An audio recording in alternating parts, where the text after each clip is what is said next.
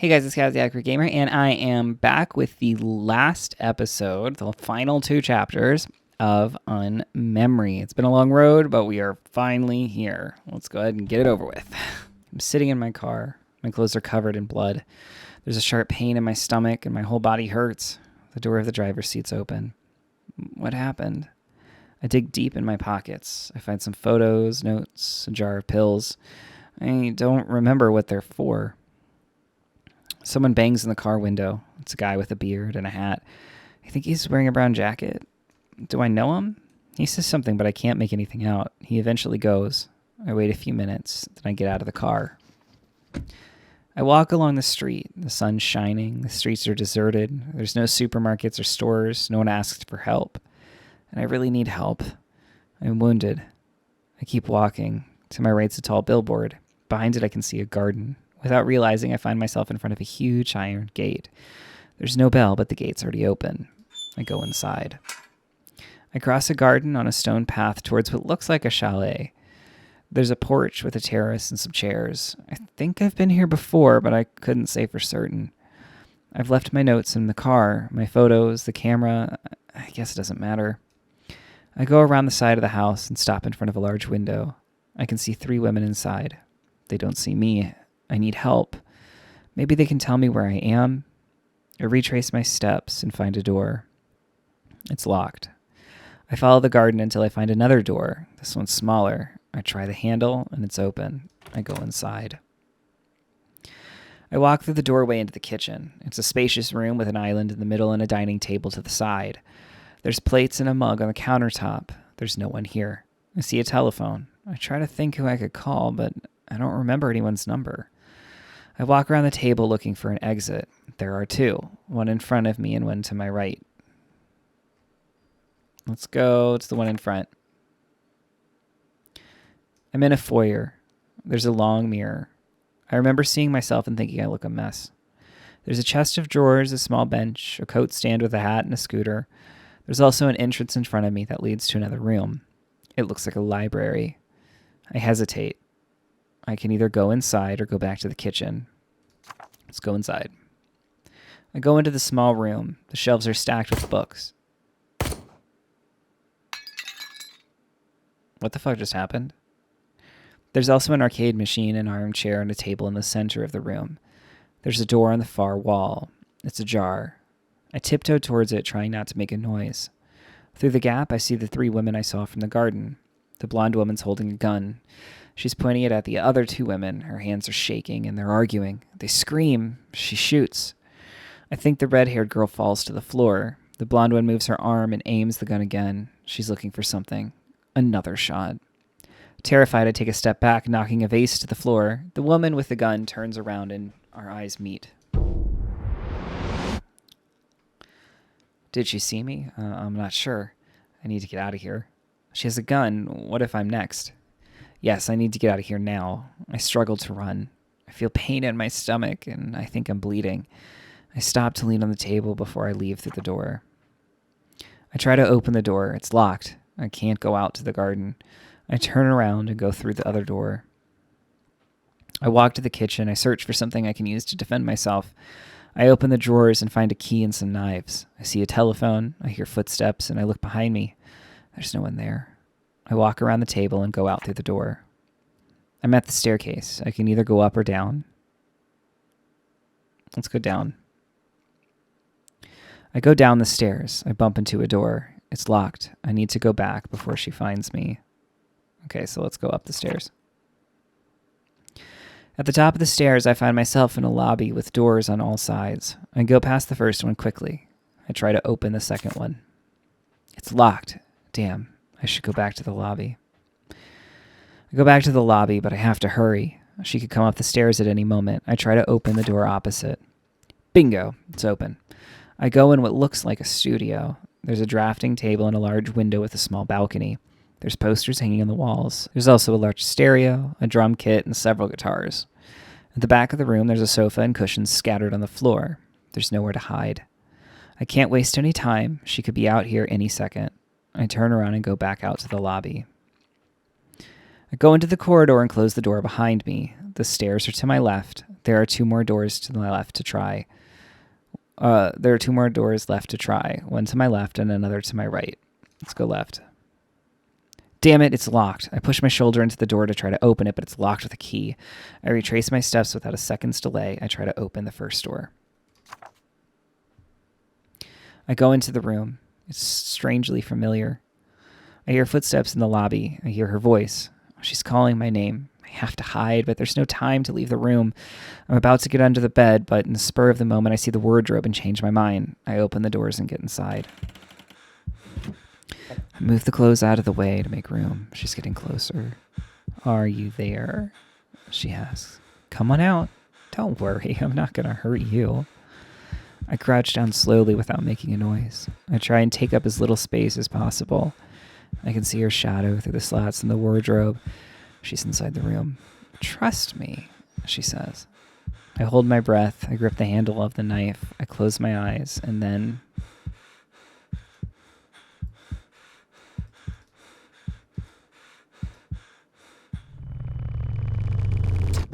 Okay, so you lose your memory, and it keeps on happening. But what happens afterward? Does it come back? All right, perhaps this will help you. It's also in the red notebook. See, listen. Nadon, Greedo, and Baba will let you in at the cantina, okay? So, do you recognize the names or the symbol? Do you remember anything that can help us?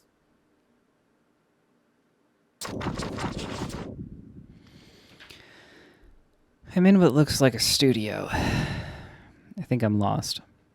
I try not to ask myself how I got here. My clothes are covered in blood. There's a sharp pain in my stomach, and I struggle to walk. I look for clues, details, something to trigger my memory, anything that tells me where I am. I don't remember if I've been here before. There's a drafting table and a large window with a small balcony. There's posters hanging on the walls, a large stereo, a drum kit, and several guitars.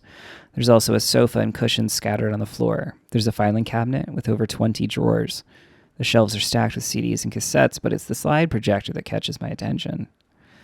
I turn it on.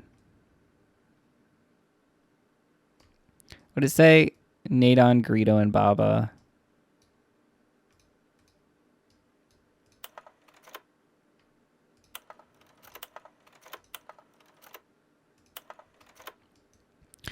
There's only one set of slides loaded into the slide projector. The other two boxes are empty.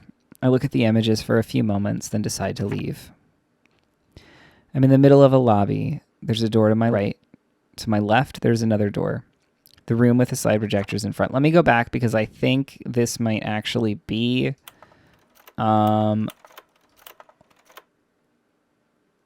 Is this the way for me to... No. Okay, never mind. Let's go to the door on the right. This room's pretty empty. There's no posters on the walls or bookshelves, just a rucksack with some clothes and a folder filled with notes, papers, and photographs. Wait, I remember. There's also a camera, a voice recorder, videotapes, and some batteries. I decide to take everything. Perhaps it will help me make sense of all this. I suddenly notice a kitchen knife on the floor, but I don't pick it up. I leave the room. I will go left. It's locked. I need the key to open it. In front of me, there are 3 doors that I still haven't tried. The first door, the middle door, and the last door. The staircase is at the far end. Let's do the first door. Being in this room feels strange. It's as though I've been here before. I go over to the window. From here, I can see the terrace and the swimming pool and the garden. There's a Walkman and a blouse on the bed. I also spot a musical box. I reach out to touch it. I open it and it plays a melody. Inside the box, there's a photo, a necklace, and a key. I get up and leave the room. Let's go back to the room on the left and see if that key unlocks it. The key works. I walk into an attic. It's almost empty. There's no furniture, only mannequins. Ugh. There are around 20 of them. They're all naked. There's a trunk on the floor in the middle of them. There's a symbol on it. I crouch to see it.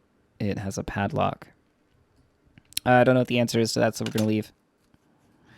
Let's go to the middle door. This door's locked. The key doesn't work. Last door. This room is full of electronic devices. They're scattered everywhere. There's a stack of records on the floor and a record player. There's a record on the turntable. I notice a corkboard covered in newspaper clip cuttings and a photograph on the wall.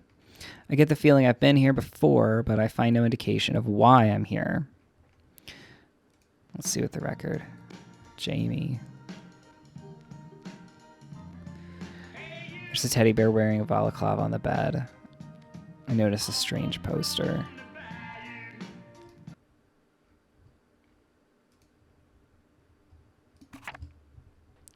Now we're going to try the staircase. I'm back at the staircase. I can go to the kitchen, go to the basement or the lobby. Let's go to the kitchen. There's no one in the kitchen, yet something smells good, as though someone's been baking something sweet. The telephone's off. Why is the E in sweet weird? The telephone's off the hook. I pick it up and listen, but there's no one on the other end. I hesitate. I can either retrace my steps or go out the door in front of me. Go out the door. I'm in a foyer. There's a full-length mirror, a chest of drawers, a small bench, a coat stand with a hat, and an umbrella. There's also a scooter. On top of the chest of drawers is a set of keys. I see a door that seems to be open onto the street, but it's locked. At the end of the foyer, there's an entrance that leads to another room. The kitchen is behind me. Let's go to the room. I go into the small room. It reminds me of a library. The shelves are stacked with books. There's also an arcade machine, an armchair, and a table in the center of the room. There are shards of broken porcelain on the floor, a vase, I think. I step carefully over the pieces and stop to glance at the books.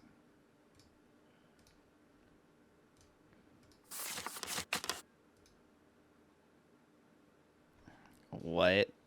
Oh, that's a substitute. I know what that is. I know what this is.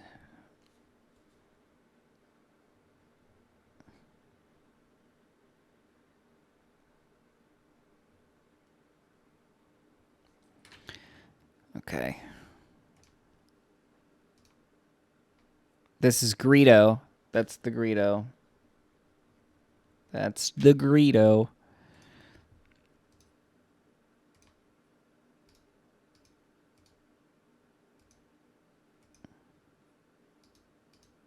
Only one of those opened. I suddenly hear a cat meow. I lift my head, but I can't figure out where the sound is coming from. There's a door that leads to the living room and another that leads to the foyer. Living room, please. I walk through the door and go into the living room. I step on something and hear a crack. It's a photo frame. I crouch down to look at it. Let's fix it.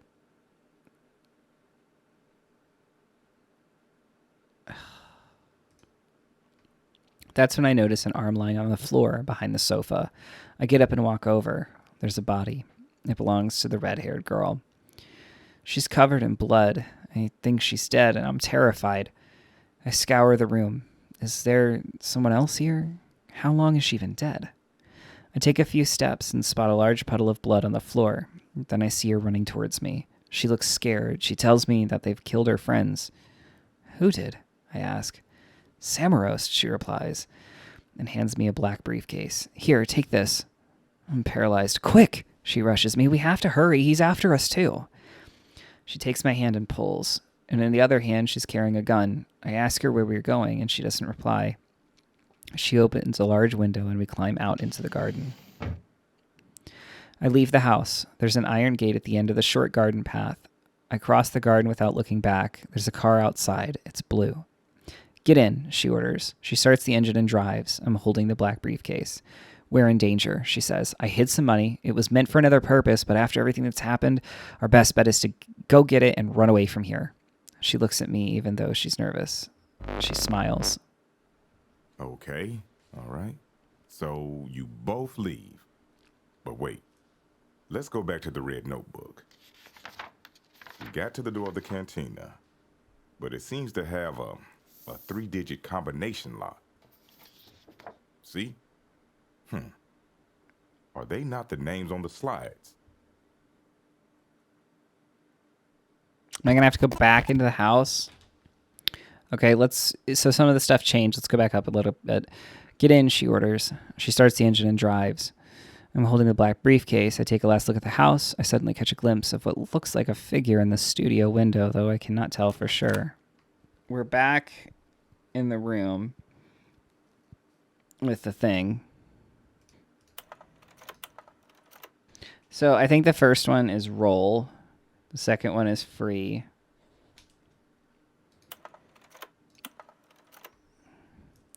I suddenly hear a thud outside. I quickly peek through the window, but there's no one there, just a car on the street. I decide to leave. We're in danger. She looks at me even though she's nervous. She smiles.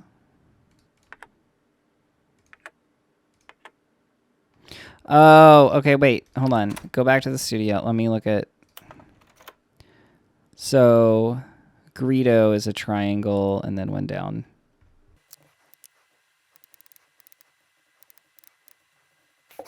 Oh my god. I just read how you're supposed to be able to get all the puzzles through here. I've missed so much, but it's insanity. It's like this is just insane. Completely insane. I don't understand this at all. Okay, so I was kind of close, not really. Okay, so that one is unlocked. So now we need to go into that mode and type in 401 211 210. Now, if you want to figure out how to do all this and actually read it because it's fairly involved, I'll put a link to the walkthrough that I used because holy shit. But just take my word for it. It's a lot. And your boy's too dumb for it. X. X. X. O. X. O. X. That was hard. Yeah. Now it's open. Let's see. Another card. La Arana. Huh. That looks like an address on the air freshener, doesn't it? Are you ready for the next debate? I hope this is the last fucking one.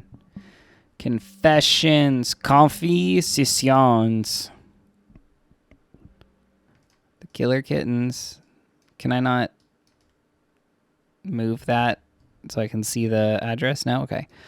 A kitten hangs from the rearview mirror. It dances in the breeze. The highway shining wet, and the gray sky is overcast. The smell of petrichor fills the air. I'm in a dark blue car, and she's driving. She's wearing a pair of sunglasses. I clutch at my stomach with my hands. I'm bleeding. I think I'm wounded. She asks me to pass her a cigarette from the glove box. I open it and find a gun. For a few seconds, I'm paralyzed. You don't have to worry, she assures me. They're not going to catch us. We'll be safe soon.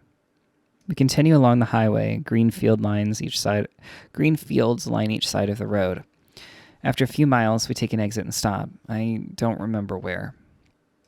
Wait here for me and don't move. I'll be right back, she says. I watch her as she walks away and goes into a house.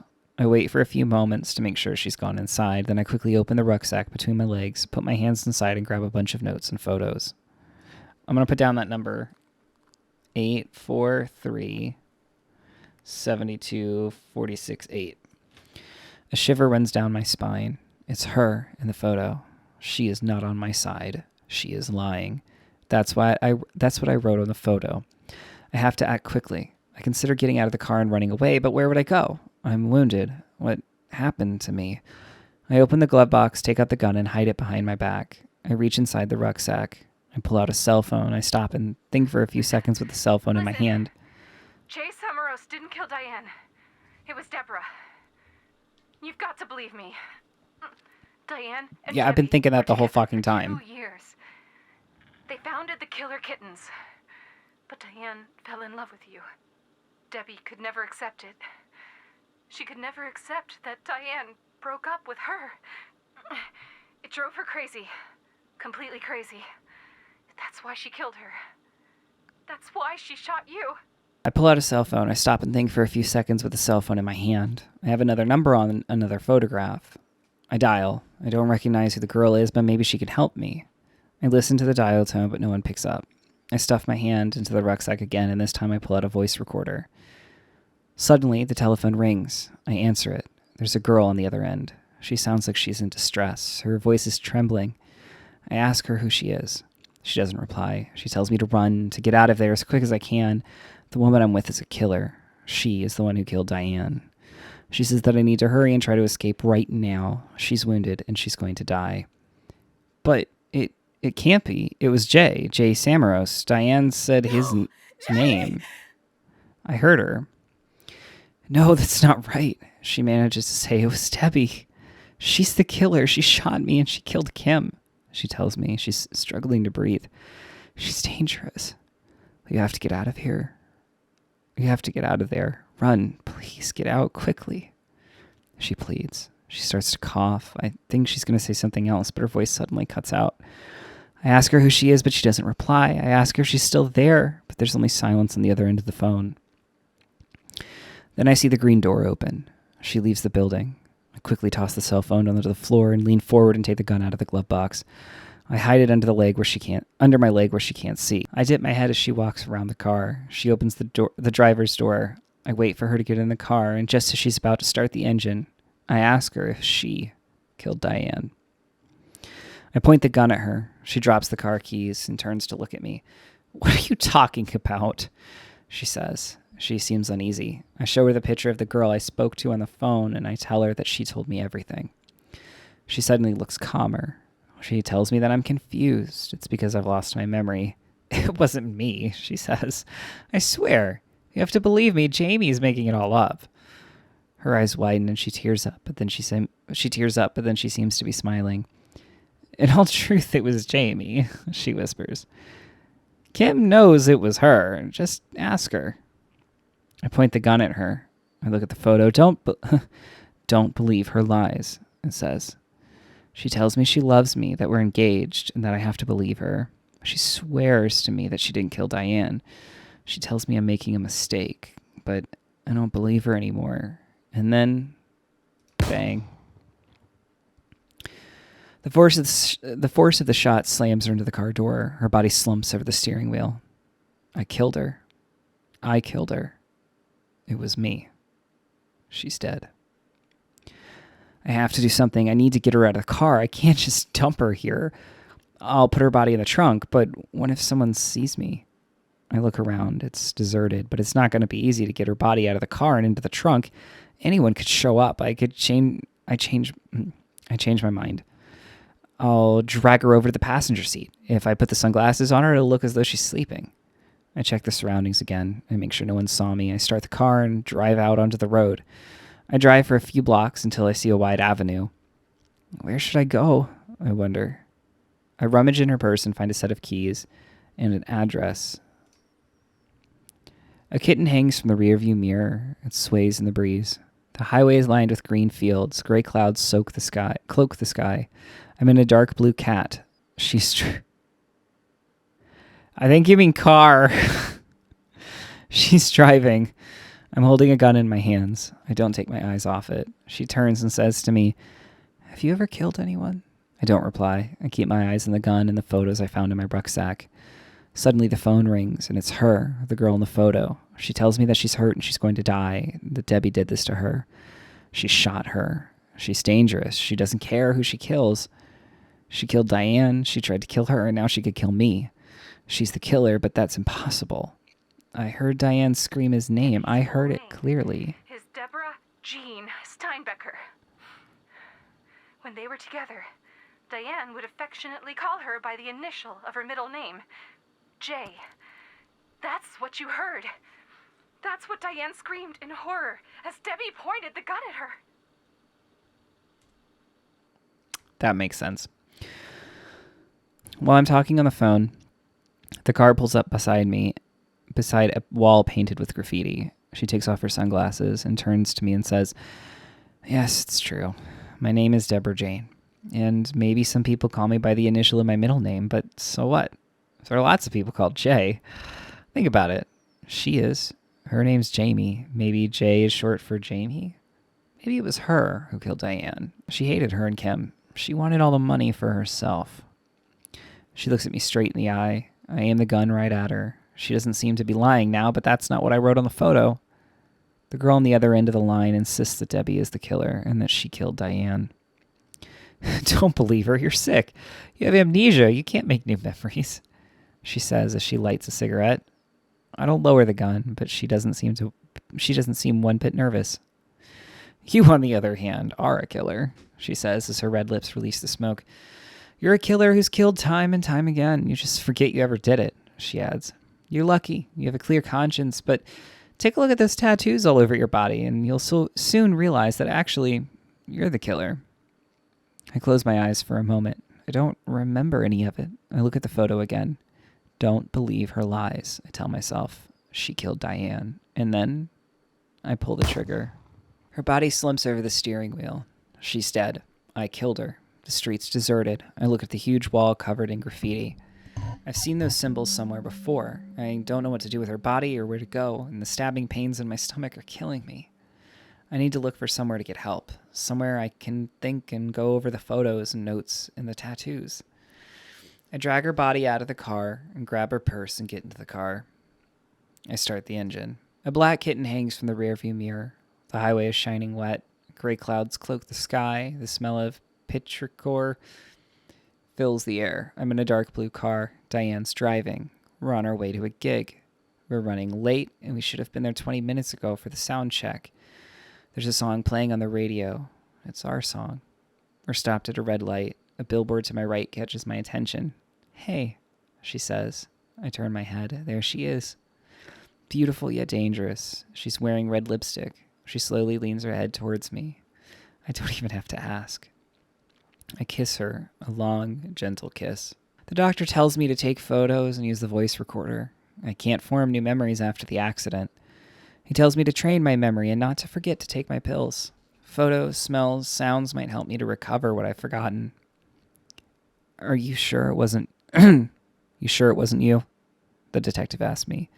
"You don't remember a thing. You say it wasn't you, but how can we know for sure? Maybe you're lying to us." I've been here for what seems like hours. She's dead. I try, but all I can remember is her scream. You were the only one there that night," the detective pushes. He leans towards me. "Just you. You're making it all up." Shot me.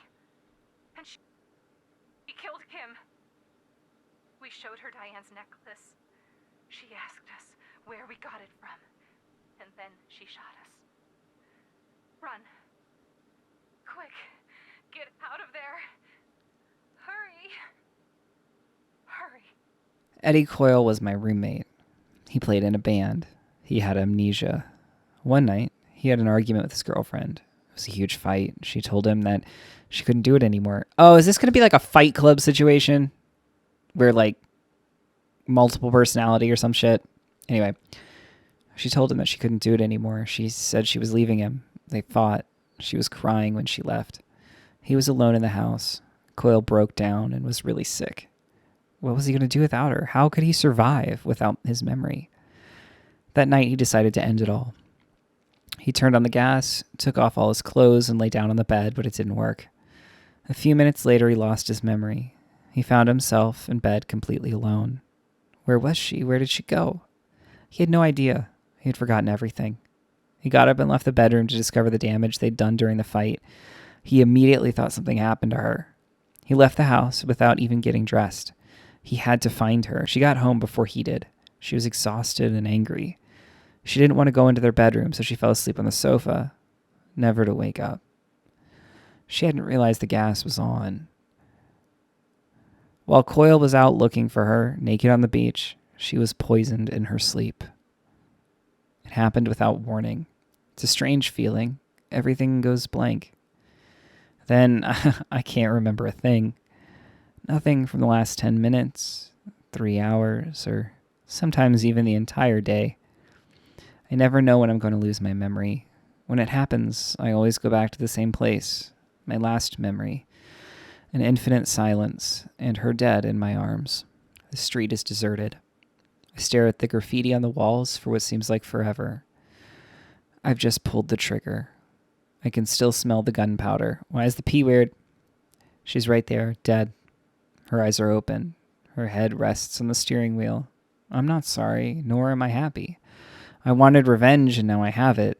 Is this what satisfaction feels like? How long will it last? How long will I remember this? Everyone's gone home. The place is empty now. There's no trace of anyone who came to see us play tonight. It's just me and her. We're completely alone. Despite the immense size of the old theater, I feel the intimacy of the moment. We go up onto the stage and make love surrounded by silence. As I kiss her, I lie. I love you. She's back. She's leaning on the passenger door. Her sunglasses are in her hand. Stares right at me. Have you ever killed anyone? She asks. I don't reply. She winks at me and says, come on, we're going to go get rich. She loves me. She loves me like crazy. I always make the same mistake, but this time, I pull the trigger. A kitten dances in the breeze. The highway is shining wet.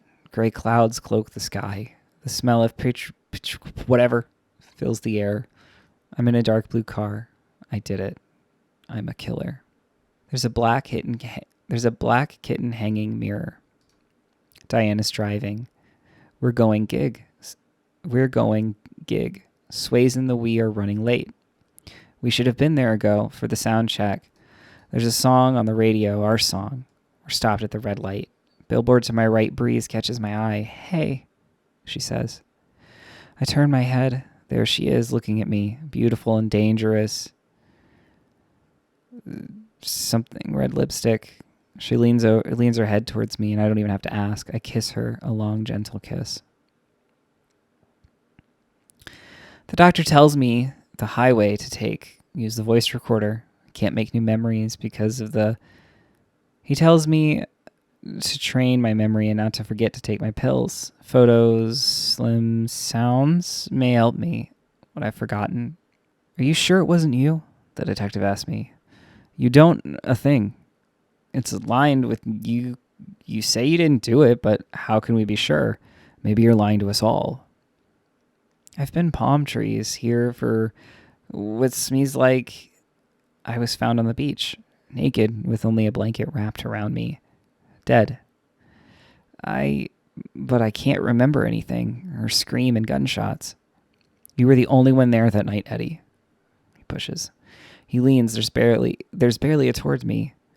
Nobody else was there when you you're it all up. We spent Cloud and the entire there in the bedroom making love. We were going on tour with the Bidan, and I wasn't going to see her for months. We went away to in the clear island, just the two of us. We spent a whole night on the beach. I waited until the sun began to rise to give it to her. I wanted blue sky, her to have something of mine while I was away, a necklace. I bought it in when I was on tour with the band. She said it was perfect. She tells me she'll never take it off. I remember that moment perfectly, as though it was yesterday. That memory is from a long time ago. It's real. I loved her. I'm in a red. It's a strange feeling. Everything goes blank, and then I can't. Anything. From the last 10 minutes, 3 hours, or sometimes even the entire day. Going, convertible. My memory, when it happens, I always go back to the same place. My memory. An infinite silence. Her dying, in her eyes staring up at me and my hands covered in blood. I stare at the graffiti on the wall for what seems like forever. Dead? Her eyes are open, her head on the steering wheel. I did it. I'm not sorry. I'm not even happy. I wanted revenge and now I have it. Is this what satisfaction feels? Lasts? How long will I remember this? Every is empty now. There's came to see us play tonight. It's just me and her. Despite the immense size of the old theater, I feel for the moment we're both naked. We go up on the stage and, surrounded by the silence, as I kiss her, I lie. I love you. She's back. Passenger door. Glasses are in her hand, stares right at me. Have you ever killed anyone? She asks. I don't reply. She winks at me and says, we're get rich. She loves crazy. I always make, but this time, trigger. There's a black kitten hanging mirror. Diane is driving. We're going gig. Sways and we are running late. We should have been there ago for the sound check. There's a song on the radio, our song. We're stopped at a red light. Billboard to the right breeze catches my eye. Hey, she says. I turn my head. There she is, looking at me, beautiful and dangerous. She's wearing red lipstick. She leans her head towards me. I don't even have to ask. I kiss her, a long, gentle kiss. The doctor tells me the highway to take, use the voice recorder. I can't make new memories because he tells me to train my memory and not to forget to take my pills. Photos, sounds may help me what I've forgotten. You sure it wasn't you? The detective asked me.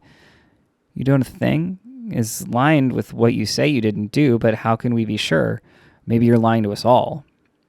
I've been palm trees here for what seems like I was found on the beach, naked, with only a blanket wrapped around me, dead. But I can't remember anything. Her scream and gunshots. You were the only one there that night, Eddie. He pushes. He leans there, barely towards me. Nobody else was there when you love. You're it all up. We spent Cloud and the entire there in the bedroom making love. We were going on tour with a band, and I wasn't going to see her for months. We went to a clear island, just the two of us. We spent a whole night on the beach. I waited until the sun began to rise to give it to her. I wanted a blue sky, her to have something of mine while I was away. A necklace. Bought it in when I was on tour with the band. She said it was perfect. She tells me she'll never take it off. I remember that moment perfectly, as though it was yesterday. That memory, it's from a long time ago. It's real. I loved her. I'm in a red. It's a strange feeling. Everything goes blank. Then I can't. Anything. From the last 10 minutes, 3 hours, or sometimes even the entire day. Going convertible, my memory. When it happens, I always go back to the same place. My memory. An infinite silence. Her dying in my arms. Her eyes staring up at me and my hands covered in blood. I stare at the graffiti on the wall for what seems like forever. Dead. Her eyes are open, her head on the steering wheel. I did it. I'm not sorry. I'm not even happy. I wanted revenge and now I have it. Is this what satisfaction feels like? How long will I remember this? Every is empty now. Came to see us play tonight. It's just me and her. Despite the immense size of the old theater, I feel of the moment. We're both naked. We go up onto the stage and surrounded by the silence as I kiss her, I lie. I love you. She's back. Passenger door. Glasses are in her hand, stares right at me. Have you ever killed anyone? She asks. I don't reply. She winks at me and says, we'll get rich. She loves crazy. I always make but this time, trigger. There's a black kitten hanging mirror. And it just evolves from there.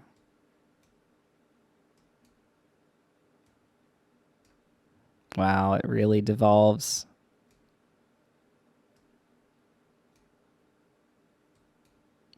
His memory's going.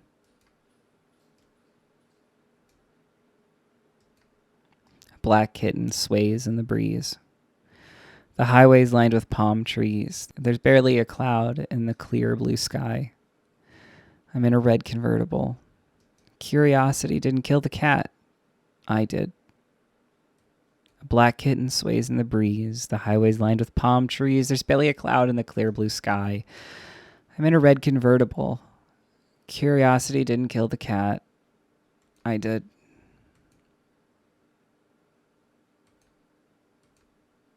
It just keeps going and going. Oh my God. Don't That worry. scared the shit out of me. You must be confused. It's only normal. But I promise you, we're very close to finding out who killed Diane. Those cards hide something. I'm pretty sure. Now, listen. This message written in the red notebook refers to the next debaser. Oh God, there's more? I thought this was the Watch end. the dancers perform our number. Does it mean anything to you? Can you remember anything else? No. I didn't appreciate that sound jump scare. It scared the shit out of me. The highway is shining wet. The smell of petrichor fills the air. I'm in a dark blue car. There's a gun in the glove box. She's driving. I'm wounded. I feel a sharp pain in my stomach and my shirt is covered in blood. She tells me that we're going to get help. It will be all right. She'll help me. We're going to get far away from here, the two of us, where everything will work out. I find a photo of her in my rucksack, among the other things. On it's a warning. It's written in my handwriting, but I don't remember writing it. But it was me. Don't believe her lies. Her name is Debbie.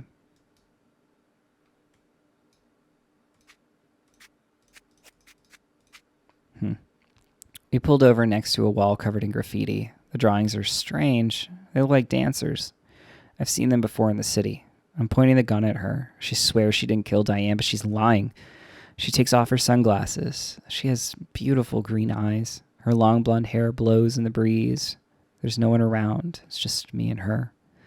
She doesn't seem to be scared, or a killer for that matter, but that is her in the photo, and that's my handwriting. You've got to believe me.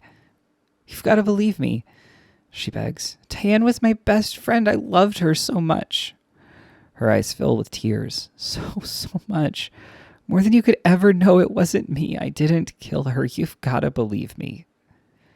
I stare at her in silence. I don't lower the gun. Suddenly her expression changes. She looks furious. You know what? You killed Diane.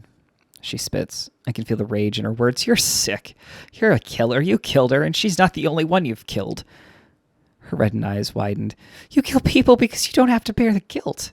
Your regret lasts, 10, 20 minutes? I'll tell you, until you lose your memory again. Maybe you can't make new memories, but at least your conscience is clear. Oh, how I admire you. You could do whatever you want because you simply forget. You'll never have to worry about your past or run from your memories. You don't know how much I'd like to bury all the things I've done, but I can't, and you can. You're free to act however you want because you'll never remember.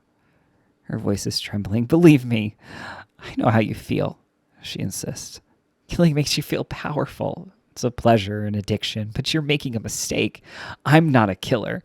You're the one who's going around killing people. Just take a look at your tattoos. You think that if you kill people, it'll satisfy your thirst for revenge.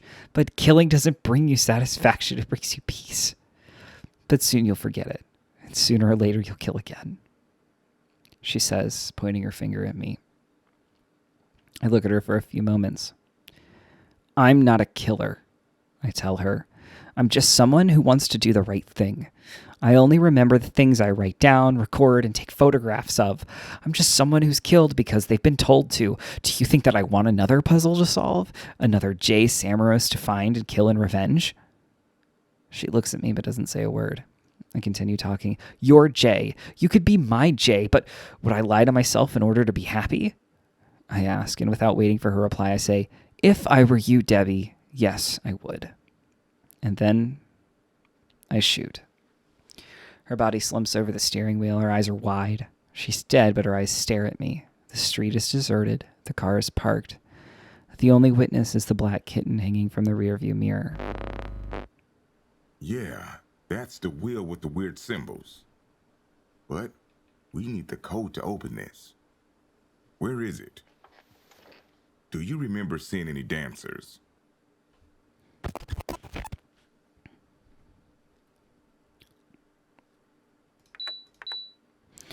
Okay, so we have the two dancers here.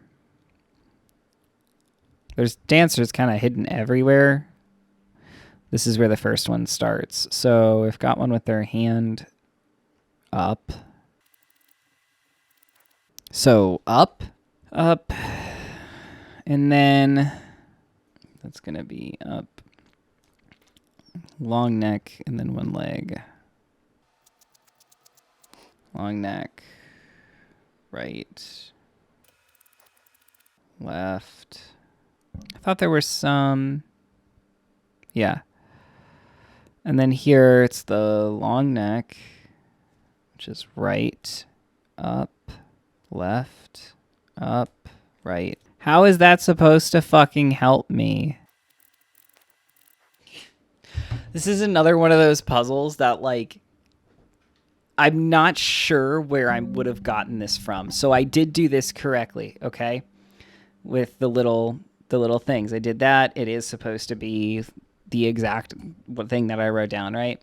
Here's the thing. We need a number to put in here, right? We were given directions, not numbers. What you are supposed to do is take a physical piece of paper and draw those directions. And if you draw those directions, it creates this number.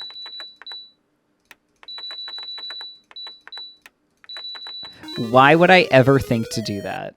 I really like this game, but there are things in it that I'm just like, a hint system other than the notes would be preferred. Thank you for your help. We never could have opened these debases without you. But now, we got everything we need to lead us to the loot your friends have been hoarding. Yep.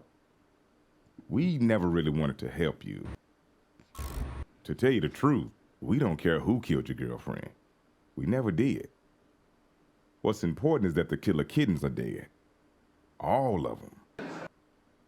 And that money, and those jewels and pieces of art, all of it is ours now. And you know the best thing of all? Is this not the cops? No one knows. No one except you. But that's not a problem, see. You know why? Because very soon, you won't remember a single thing.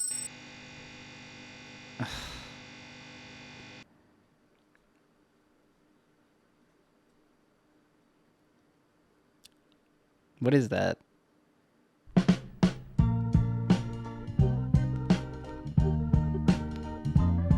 Hey you!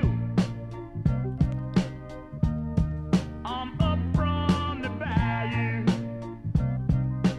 I don't know if these letters are important, but I'm writing them down. Where wildlife runs free.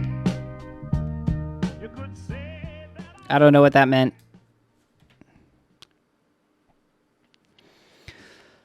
Okay. Well, that was it for Unmemory. It was very interesting. Toward the last few chapters got a little monotonous and a little annoying puzzle-wise because I was just getting too into the book itself. But yeah, it's pretty good. I know there's a lot of shit that I missed, and I am totally okay with that. If you were okay with my playthrough of it, be sure to leave a like, maybe subscribe, comment that you loved it, share it with people who might also love it, and come back Tuesday, Wednesday, Thursday, and sometimes Saturday/Sunday for more videos. Look forward to seeing you then. Bye.